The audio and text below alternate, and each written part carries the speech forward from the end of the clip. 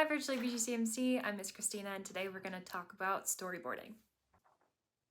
So if you have an idea for a scene or a film, a short film, a script or a play or anything like that, stick around because I'm going to show you how to visually map those ideas out.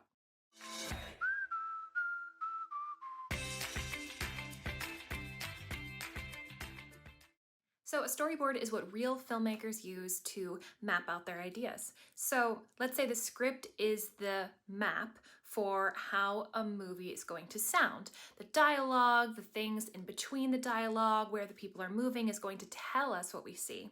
Well, then a storyboard, this is my not so great version, but I know you're better artists than I am. A storyboard is going to be the map for how your film will look. So you're gonna need just a normal piece of paper and a pen or pencil, or you could even make this on like thick poster board if you really wanted to be really specific and detailed and professional about it.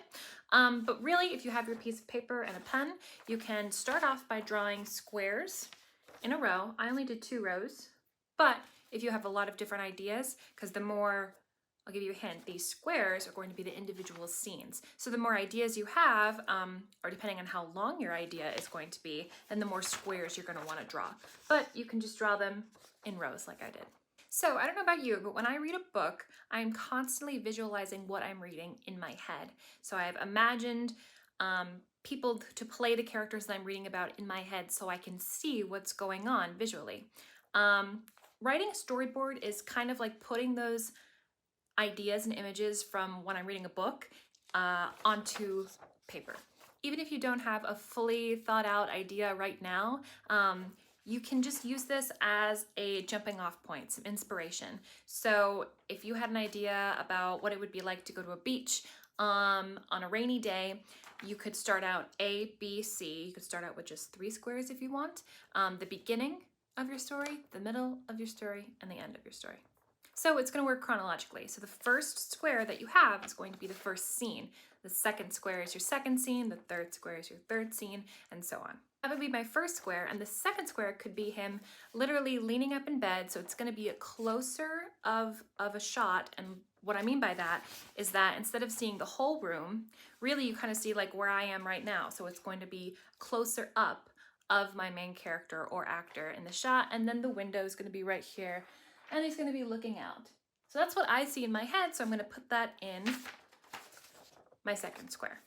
So hopefully that makes sense, just to do it chronologically as you see images or inspiration in your head, to put that in your squares until you have a full scene. And storyboards can be very, very long, as you'd imagine. Doing this over and over again for every single scene in a full-length movie, let's say that's 2 hours long, it's going to be a lot of squares. So there is absolutely nothing wrong with starting out very, very, very small and just having fun and being creative with it. And I know that you guys like to draw a lot, so please go for it and get really detailed with those squares and what you see in them. And some things to think about when you're drawing the squares. So what I have here is I can only draw stick figures.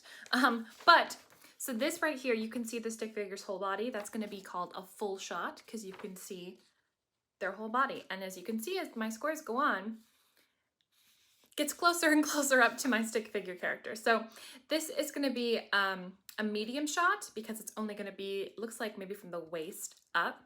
This is going to be a close-up, so it kind of looks like a little bit of a neck, and then obviously the whole face. So it would be as if I was this close to the camera, and then this is only face, maybe even just eyes and nose. That's going to be an extreme close-up. All right, and on my other side is where I can get a little bit more specific, a little bit more complicated, but you don't have to do those if you don't want to. But these are really good terms to know if you want to one day create your full-length feature film storyboard. So this is called an upshot. And as you can see, he's kind of looking like down a little bit, and the majority of the frame, so then the meaning the shot, is going to be like looking up at his body. So it's as if the camera is down here and it's pointing up at the main character. And then the second shot is called an over the shoulder. As you can see, he has a face, my main character, and he does not have a face. So it means that the camera, let's say I'm talking to somebody right here, and this person is right in front of me here. That means the camera is going to be on that person that I'm talking to's shoulder. So we don't see the person I'm talking to, we only see their back. See, he doesn't have a face, so that means he's facing me. And so an over the shoulder shot means that the camera is literally as if it's over the shoulder of the person I'm talking to, so the camera can only see me. And then the third one I have here is a two shot, which literally just means two people in the same frame. Usually like a full body shot, just talking to each other. Maybe there's an argument going on, hands crossed. It means they're usually probably having a back and forth type of dialogue scene. The last one is a POV shot. So this is a hand. I know, I don't know how to draw hands, so I just drew little lines, but imagine that's a hand. And by POV, I mean point of view. So this is as if you are the hand, kind of reaching to the character. So the camera is acting as the audience's eyes in a way. So you just learned a ton of filmography terms, and usually in film there's a person designated to do the storyboard. They're on the team, they're a part of the creating process, but this is just something that I think is super fun to do, to map out ideas, because if you're like me, if I have a really big idea and I'm really excited about it, there's so much swirling around in my head that I need to get it down on paper. And you could use bullet points, just notes, or you could visually draw it out like this, so it's all in one place. So I encourage you to maybe have just a small idea and start out with maybe just 3 squares like I was saying, A, B, and C.